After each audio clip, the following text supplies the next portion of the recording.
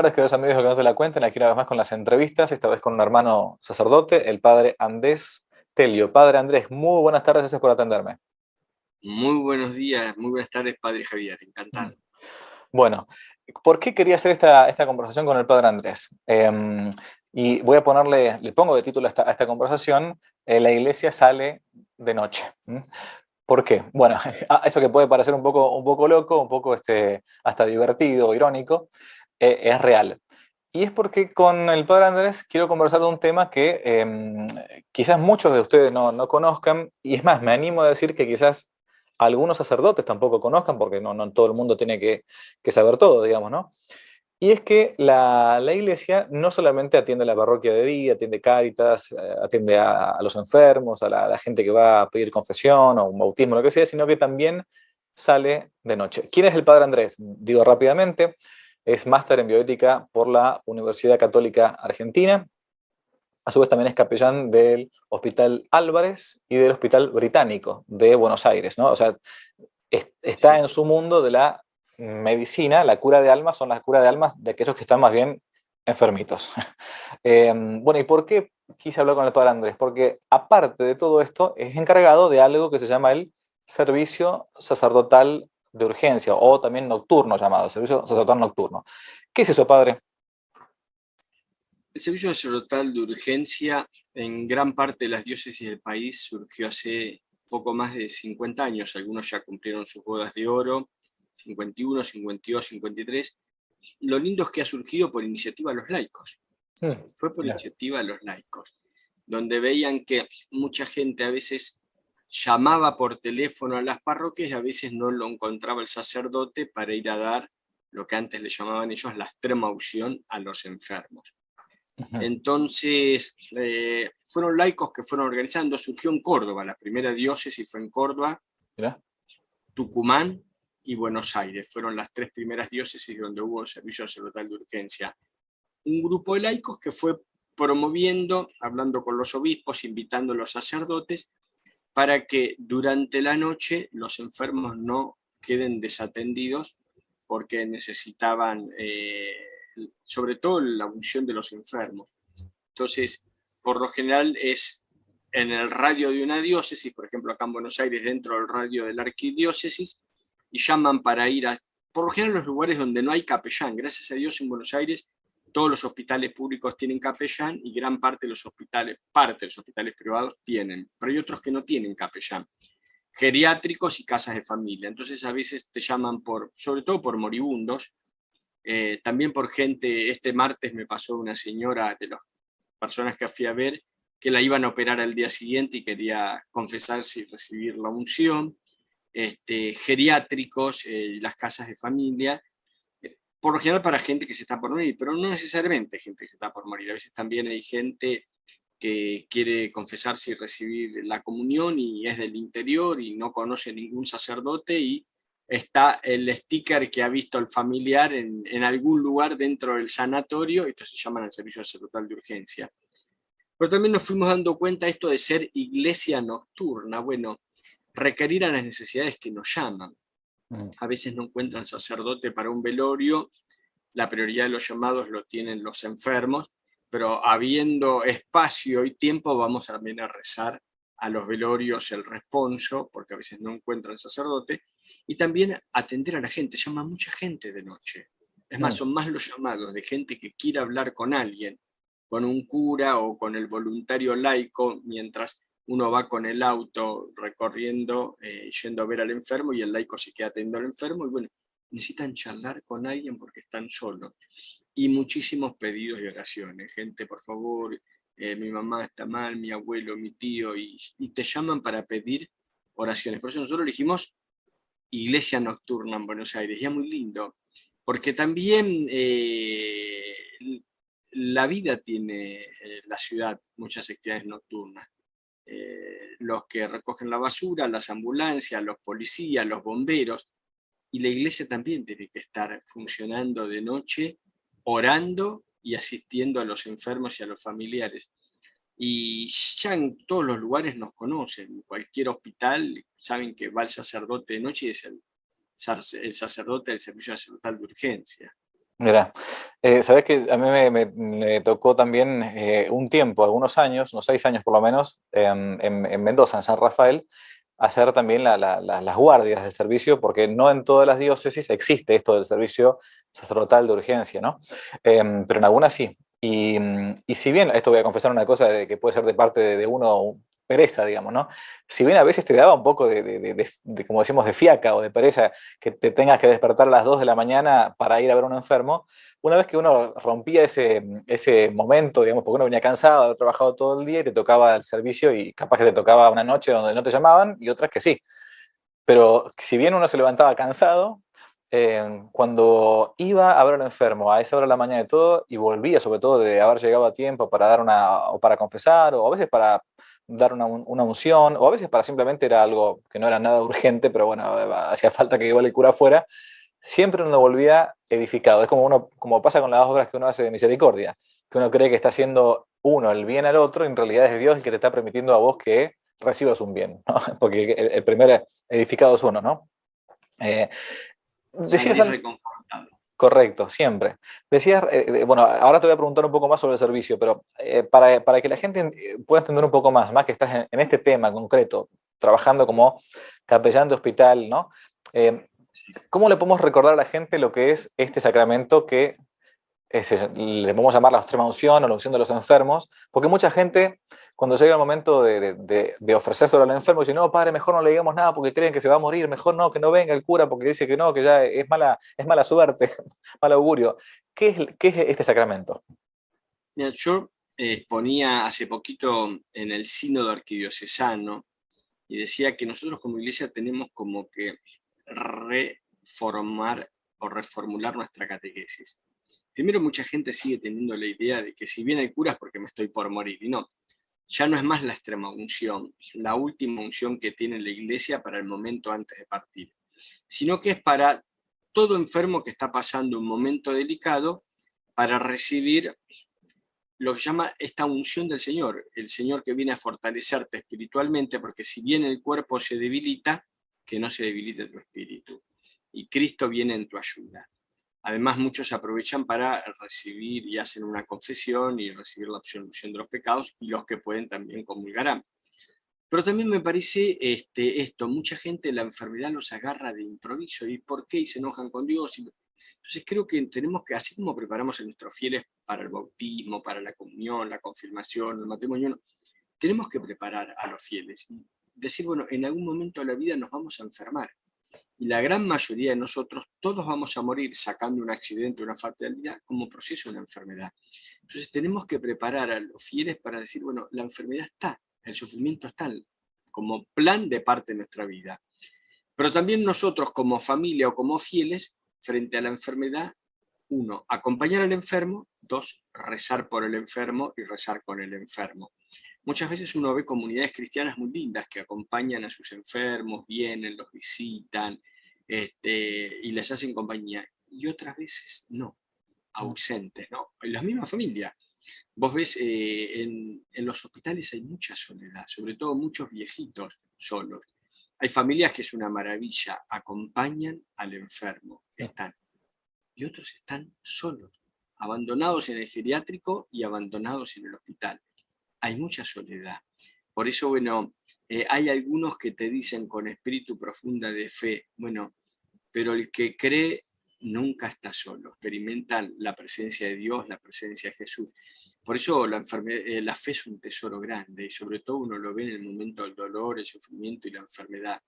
Porque aunque no tengas nadie para tomarle de la mano, bueno, el que cree sabe que Jesús te toma de la mano y te acompaña.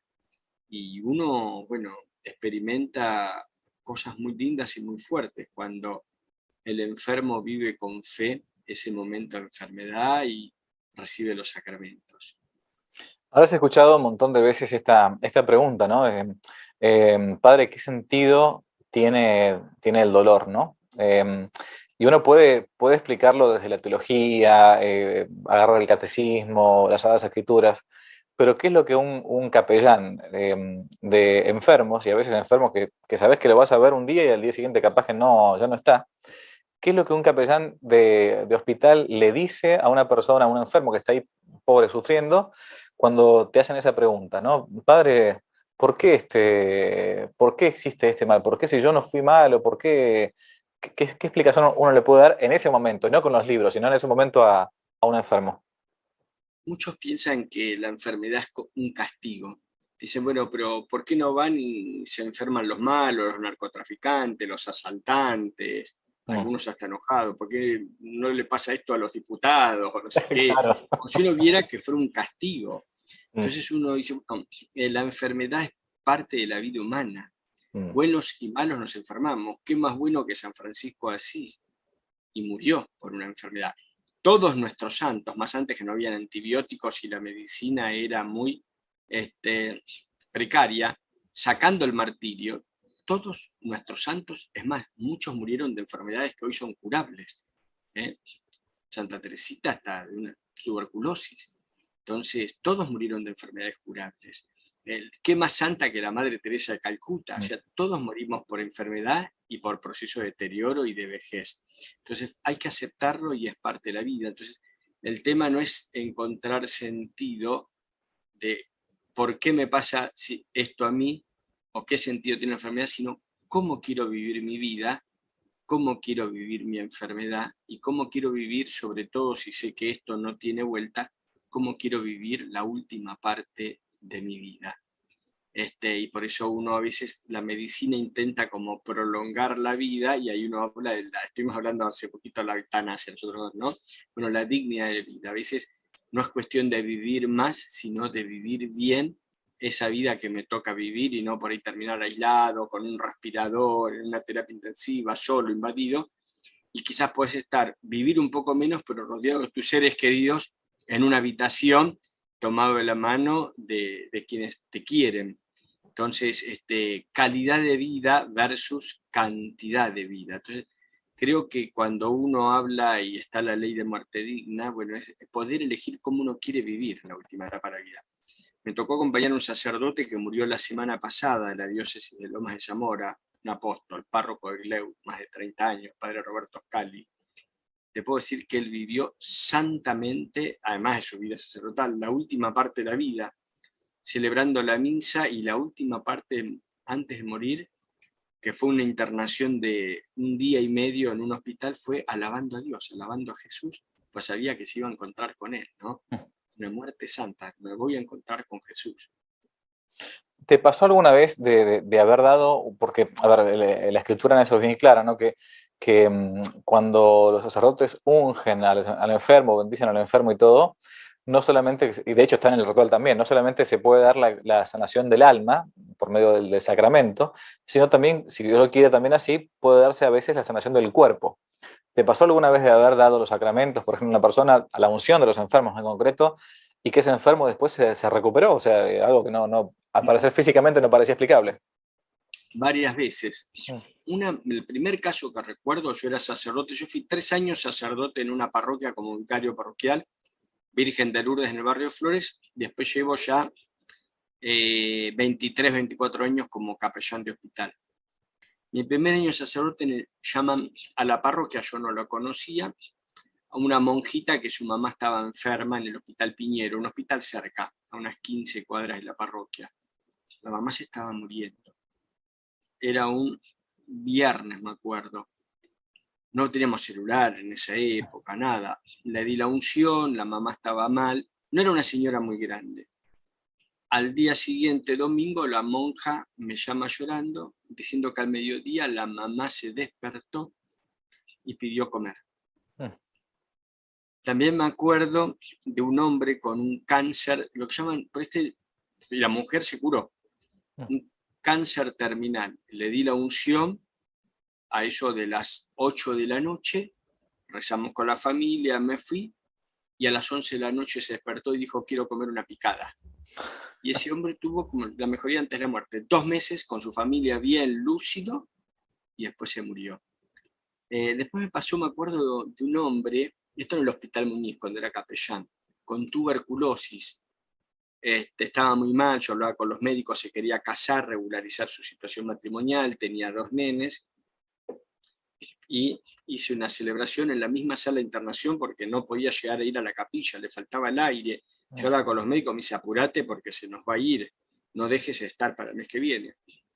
Hice una pequeña celebración, lo casé, le di la unción, y se empezó a curar, se empezó a curar, se empezó a curar, y se fue de alta.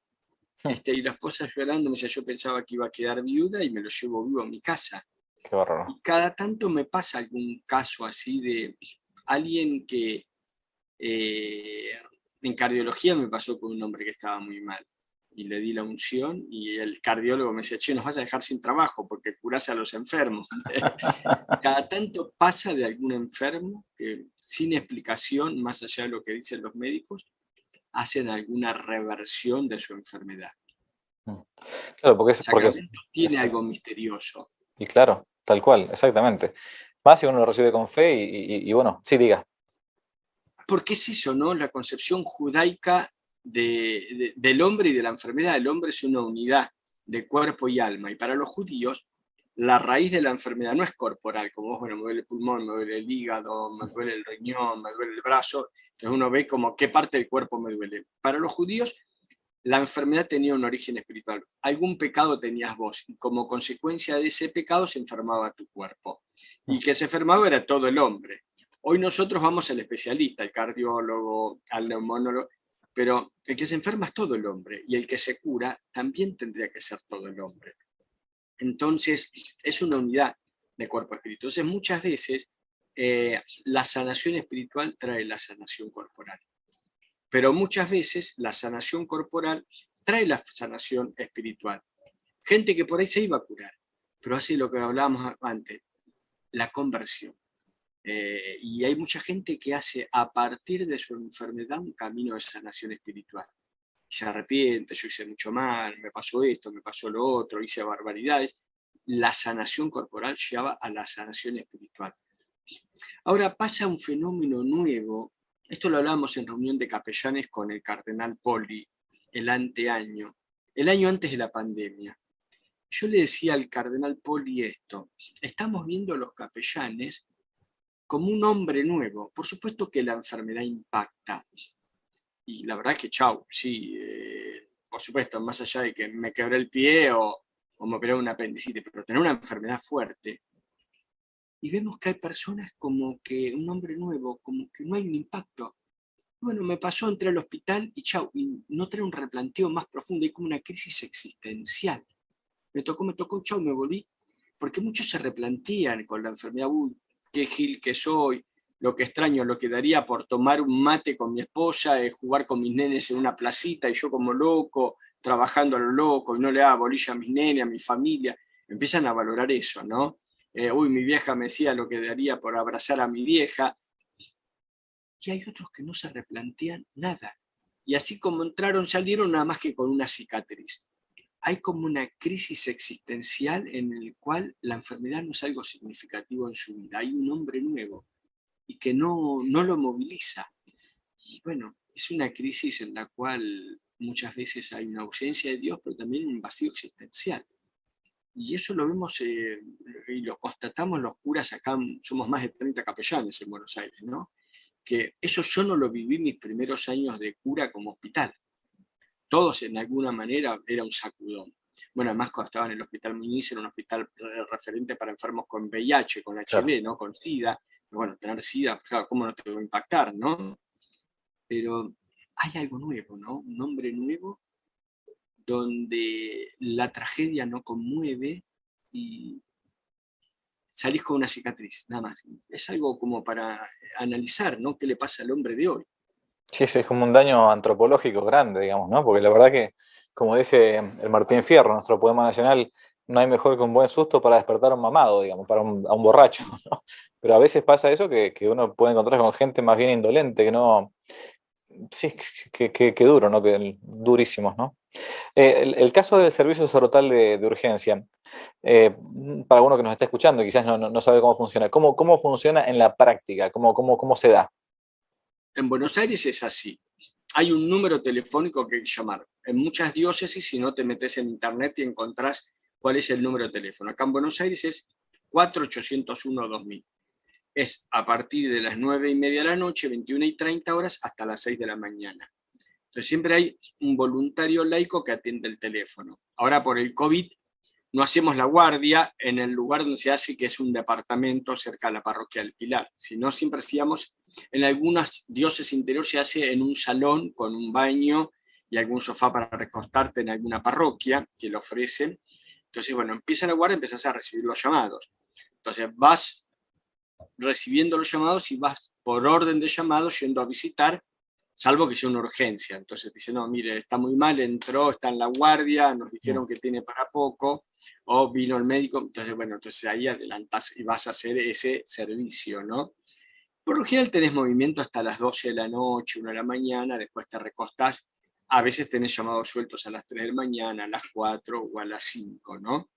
Y por lo general para recorrer sanatorios y hospitales, muchas veces geriátricos y a veces casas particulares, ¿no? Entonces se llama y el sacerdote va siempre con la comunión, y entonces por lo general muchas veces es para la unción de los enfermos, porque el enfermo está inconsciente, ya está moribundo, y es para darle la indulgencia plenaria y la unción porque está por morir. Muchas veces no, está lúcido y puedes conversar, puedes charlar, hasta puedes confesarse. ¿Alguna vez te ha pasado? También me ha pasado de hacer matrimonio durante el servicio sacerdotal. Es consciente que está por morir y que sabe que no se casó y se quiere casar. Sobre todo con gente del interior me ha pasado. Bueno, vos le haces un acto de buena fe de que tienen aptitud nupcial para poder casarse, que ninguno, los dos estuvo casado por iglesia con ninguna otra persona. Confías en su buena disposición y los casás, ¿no? Uh-huh. También ha pasado, y nos han dicho en algunas diócesis, vos nombrabas Mendoza, ha pasado Quilmes, que ya no es nocturno toda la noche, porque se ha vuelto tan violento y tan agresivo que hay muchos que han sido asaltados mientras iban con el auto a recorrer para ir. Entonces, por ejemplo, en Mendoza, cuando van a la zona de afuera, Guaymallén y toda esa zona, vos que conoces Mendoza, ya no están yendo después de medianoche. En la diócesis de Quilmes, que es bravísima, adelantaron y atienden hasta medianoche, porque bueno, hoy tenés el tema de la violencia social. Claro. Y que de pronto vas a un lugar y en el camino, en un semáforo, te colocan un revólver y te pueden asaltar. Lamentablemente, la crisis social hizo reformular el servicio sacerdotal y que ya quizás no pueda ser toda la noche, sino parte de la noche, porque no querés andar de madrugada expuesto, aunque en un semáforo te coloquen un revólver y te asalten. ¿Cómo fue el trabajo? Yo el año pasado, el anteaño fue, ya estamos en el 2022, cuando comenzó todo el tema este del COVID y todo, dije, bueno, así como nuestro gremio, ¿no? El gremio de los sacerdotes muchas veces es atacado por todos los problemas que hubo de abuso y todo lo demás, que bueno, que ciertamente es una aberración por completo, ¿no?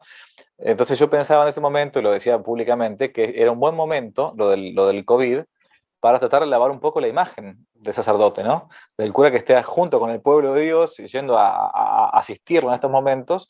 Y bueno, creo que fue un momento lindo en muchos casos, al menos yo conozco muchos sacerdotes de todo tipo de pelaje, ¿no? De todo tipo de estilo, como siempre yo digo, pero que fueron a buscar a las personas que le pedían asistencia espiritual, sacramentos y todo. ¿Cómo fue tu experiencia? Y en general, ¿cómo viste vos el tema del trabajo sacerdotal en tiempos de COVID, en este tiempo? Fue muy lindo. Desde la pastoral hospitalaria armamos un protocolo, porque bueno, nosotros estamos acostumbrados a estar en hospital, pero los sacerdotes en la parroquia no, armamos un protocolo para la visita al enfermo COVID. Y después hicimos esto, porque bueno, ¿te acuerdas que se cerraron los templos y no se podía asistir a misa, a rezar? Fue una aberración. Una aberración total. Entonces dijimos, se cierran los templos, pero no se cierra la iglesia. Y entonces transformamos Pastoral de la Salud y Servicio Sacerdotal 24 por 365. Las 24 horas, 365 días. Entonces, a la noche seguía funcionando el esquema de Servicio Sacerdotal de Urgencia, lo que pasa estaba la restricción horaria para poder circular. Sí. Pero muchos podíamos circular a la noche. Pero después hicimos un servicio diurno, desde las 10 de la mañana hasta las 8 de la noche. Con sacerdotes de las parroquias. Dijeron, bueno, las parroquias están cerradas, pero ustedes pueden salir a asistir a los enfermos. Como teníamos pase para poder circular, entonces los seminaristas atendían durante el día el teléfono del servicio sacerdotal de urgencia. hicimos una campaña publicitaria y entonces mucha gente sabía que durante el día podía llamar a sacerdotes. Entonces, desde el seminario teníamos un equipo de seminaristas que atendían los llamados y sabían que tal día estaba de guardia tal sacerdote, tal día tal sacerdote, y después por parroquia de cercanía llamar si era algún sanatorio o algo, llamar a la parroquia más cercana. Y si no, a tal sacerdote para atender. Y después tuvimos el teléfono de la escucha, sacerdotes más ancianos o más grandes que no queríamos exponerlos por el COVID, pero que estaban encerrados en su parroquia. Bueno, fueron el teléfono de la escucha, para poder rezar, para poder acompañar gente que estaba mal, mi papá, mi mamá, no sé qué, mi hermano tiene COVID. Bueno, entonces hicimos un teléfono de escucha sacerdotal con sacerdotes mayores que no iban a ver a los enfermos, pero atendían los llamados de los fieles. Entonces, lo que ligaba era, cuando llamaban al servicio sacerdotal, le decía, bueno, llame a tal parroquia, a tal padre. Y esa gente llamaba a tal padre y el cura los escuchaba. Entonces, instrumentamos un modo pastoral telefónico. Qué bueno. Yo, de hecho, doy fe que especialmente en la arquidiócesis de Buenos Aires, donde está el padre ahora, Sí. la verdad que me saco el sombrero por la atención que a los enfermos, porque cuando a veces a uno le toca, padre, usted no conoce a algún sacerdote en tal lugar, yo las veces que yo he llamado, incluso a parroquias, sin conocer al cura ni nada, conseguí un teléfono, los curas dejaron todo, ¿no? Y rápidamente fueron a ver al enfermo. En ese sentido, la verdad que es para sacarse el sombrero. ¿Cómo eran recibidos? Porque a veces es complicado con los médicos y todo. Uno se encuentra en el ambiente de la salud a veces con gente medio positivista, medio atea, que no tiene ganas que venga el cura y todo, sobre todo en tiempos de COVID. ¿Se encontraron con algún tipo de contra cuando querían ver a los enfermos? Porque en algunos casos yo sé que no te dejaban entrar a los curas, ¿no? Porque no te dejaban entrar por el tema del COVID. O más bien era la cosa. Mira, fue en etapas. Al Ah, principio, sacando el hospital público donde hay capellán, que justo por ahí era de noche y el capellán no estaba, que están acostumbrados a ver al sacerdote, los dejaban pasar. En otros lugares no, pero después se fue abriendo. De a poquito se fue abriendo. O a veces te decían, bueno, puede ir hasta la puerta de la habitación, pero no adentro, pero desde afuera, por lo menos le hablabas o rezabas. Pero también al mismo tiempo pasaba que el mismo personal, cuando veía un cura, claro, también ha pasado muchas veces, bueno, rece por nosotros, la bendición, no claro, sé qué, claro. yo siempre llevaba 800 estampas y rosarios para repartir, porque todos, bueno, no quiero contagiar a mi familia, no quiero contagiar a mis hijos, no, había mucho miedo. Entonces, era esto que el hospital, o sobre todo el sanatorio privado, había puesto pautas duras, no se puede ingresar a la habitación del COVID. Pero al mismo tiempo te pedían la bendición, rece por mí, rece por no sé qué, tenemos un compañero que se enfermó de COVID, rece por ellos. Y me pasaba rezando con el personal y dando bendiciones, rosarios, estampas, ¿no? Entonces, a veces nosotros pensamos que la atención es solo sacramental y la atención, el servicio sacerdotal, es sacerdotal, no es solo sacramental, es sacerdotal. Y como una vez nos decía el cardenal Poli, bueno, piensen que ustedes tienen el orden sagrado y ustedes son un sacramento. Y aunque no siempre el enfermo reciba el sacramento, lo reciben a ustedes que llevan el sacramento del orden encima. Y quizás, bueno, pueden bendecir, pueden esto, y ya son presencia de iglesia en medio de tanta gente, que ustedes caminan como Jesús en medio. Y yo muchas veces me sentía eso, ¿no? Y lo siento en el hospital, como Jesús en medio de Galilea o en medio, bueno, vas caminando y pero como nunca, bueno, padre, recemos que esto, lo otro, y hemos tenido en mi hospital gente que murió, por supuesto, no en el templo, no, pero hemos hecho celebración en el parque, ¿no? Celebración en el parque por compañeros que han fallecido del hospital y te digo que como nunca multitudinaria, todos se han acercado, hasta los judíos y hasta los que se dicen agnósticos, se han acercado a rezar por los compañeros que han muerto. Mira, ¿cómo hacer para en aquellos lugares? Porque supongo yo que el servicio sacerdotal de la noche, me refiero, uno no es que está obligado a ir, los curas tienen que como que anotarse, ¿no? Es Para. voluntario, vos te anotás. Si yo, además de estar llevando adelante como asesor el servicio sacerdotal, yo tengo los primeros martes de mes y si algunos falta o eso, también, por ejemplo, el martes pasado era un sacerdote que no podía, estaba de vacaciones. Los sacerdotes se ofrecen voluntariamente al servicio sacerdotal, pero además nosotros tenemos una secretaria, una señora que yo enganché de una parroquia anterior porque la que teníamos ya estaba muy viejita y ella la verdad que es una promotora vocacional. va llamando a las parroquias, padre, se quiere ofrecer, padre, va llamando, manda WhatsApp, y ella es mejor promotor vocacional que nosotros, ¿no? Va llamando buscando curas para esta noche necesito un sacerdote o se quiere ofrecer para estar en servicio sacerdotal. Cuando yo me ordené de sacerdote, bueno, yo lo tenía, vos habrás oído hablar, el padre Pepe Ballarino. Pepe Ballarino es un santazo, capellán de hospital, él fue sacerdote mío en la última etapa del seminario, él nos hablaba mucho del servicio sacerdotal. Entonces yo, mi primer tiempo ya, me acuerdo, me ordené en noviembre, ya en diciembre hice mi primera guardia en el servicio sacerdotal. Pero en ese momento había una señora viejita que era la secretaria, la que llamaba por teléfono, la señora Ana Tesanos Pinto, re católica, y te llamaba de tal manera que vos te sentías que estabas en pecado mortal si no ibas.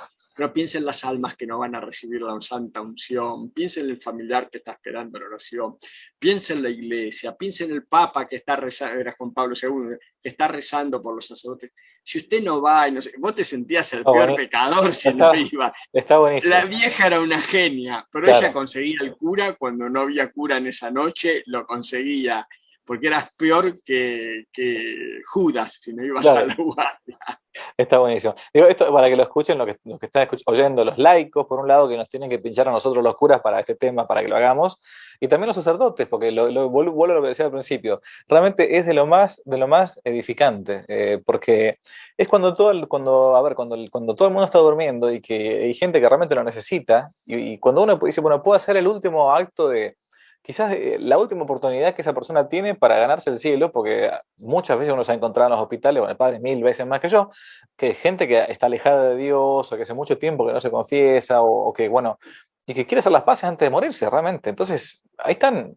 Muchas veces nos quejamos porque dicen, no, porque a veces van los de alguna secta, y qué sé yo.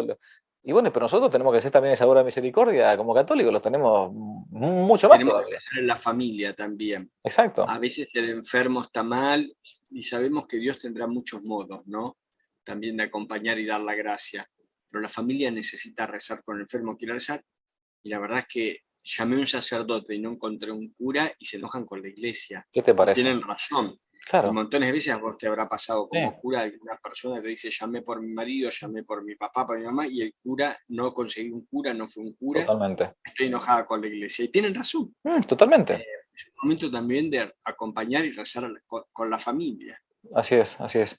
Bueno, así que los que no conocían, acá tenemos la iglesia que sale de noche, la iglesia nocturna, como dice el padre, el servicio sacerdotal de urgencia. Para tener en cuenta entonces, bueno, si querés dejarnos un mensaje final, padre, para la gente que nos está escuchando, sea para aquellos que son enfermos o no, y sobre todo para aquella gente que no conocía este apostolado que tiene la iglesia, que puede también intentar difundirlo o divulgarlo en sus lugares. Nos escucha gente de distintos lugares, incluso de Hispanoamérica, así que quizás se puede crear a partir de ahora un servicio sacerdotal en la diócesis donde cada uno esté. Sí, para crear un servicio sacerdotal hay que acercarse a sacerdotes y con algún pequeño grupo, aunque sea que empiecen con 1 o 2 días a la semana y que se sepa que, no sé, martes y jueves hay sacerdote a la noche.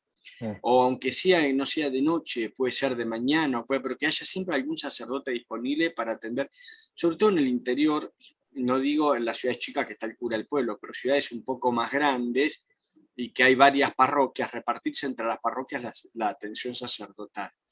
Un grupo de laicos que acompañe para atender los llamados o acompañar al sacerdote con el auto, porque a veces no todos los sacerdotes tienen auto. También es lindo que haya un grupo de laicos que rece por esos enfermos que se ha asistido a la noche.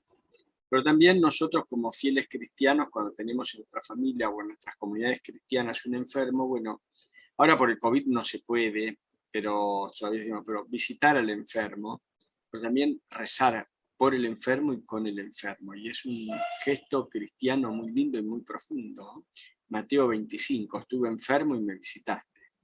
Correcto. Padre, muchísimas gracias por el tiempo. Si puede, nos da la bendición para terminar. Bueno, se acerca ahora en febrero el Día de la Virgen de Lourdes, patrona de los enfermos. Juan Pablo II instituyó la Jornada Mundial del Enfermo en torno a la Virgen Inmaculada de Lourdes. Qué lindo, un regalo que nos dejó Juan Pablo II en 1985. Así que por intercesión de nuestra Madre la Virgen de Lourdes, que nuestro Señor Jesús, que pasó siendo bien y curando a los enfermos, bendiga a todos los enfermos de nuestras comunidades, nos bendiga a nosotros y nos renueve en este deseo, esta vocación de servir a los enfermos, y nos bendiga en el nombre del Padre, el Hijo y el Espíritu Santo. Amén.